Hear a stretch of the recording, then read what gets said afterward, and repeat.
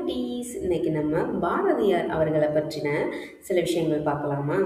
சுப்பிரமணிய பாரதியார் அப்படின்னு அழைக்கப்படக்கூடிய பாரதியார் அவர்கள் தேசபக்தி, ஞானம், கண்ணன் பாட்டு, பாப்பா பாட்டு, பெண்ணுரிமை அப்படின்ற தலைப்புல நிறைய கவிதைகள நம்மளுக்கு கொடுத்திருக்காரு. அது மட்டும் இல்லாம, அச்சமில்லை, காணி நிலம், சின்னஞ்சிறு கிளியே, ஓடி விளையாடு பாப்பா, செந்தமிழ் நாடெனும் போதினிலே அப்படின்ற நிறைய புகழ்பெற்ற பாடல்கள பாடினவர்ன்னு கூட சொல்லலாம்.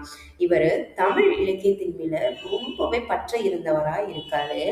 அது மட்டும் இல்லாம இவர் பார்த்தீங்கன்னா, வந்தே மாதரம், எங்கள் நாட்டை போற்றுவோம் அப்படின்ற பாடல்களை கொடுத்திருக்காரு. நம்மளுக்கு பாப்பா பாட்டு அப்படின்னு சொன்னோம்னா, ஓடி விளையாடு பாப்பா, காக்கை சிறகினிலே, சின்னஞ்சிறு கிளியேன்னு சொல்லலாம். ஞான பாடல்கள் அப்படின்னு பார்த்தோம்னா, அதுல காணி நிலம் வேண்டும், நில் நில் அப்படின்ற பாட்டு, பாடி திணைக்களத்து காக்கின்ற பூவையர் அப்படின்ற பாட்டையும் நம்மளுக்கு கொடுத்திருக்காரு. இவர் பார்த்தீங்கன்னா, கண்ணன் என் தோழன், காதலன், தாயே பிள்ளையே அப்படின்ற பாடல்களையும் நம்மளுக்கு கொடுத்திருக்காரு.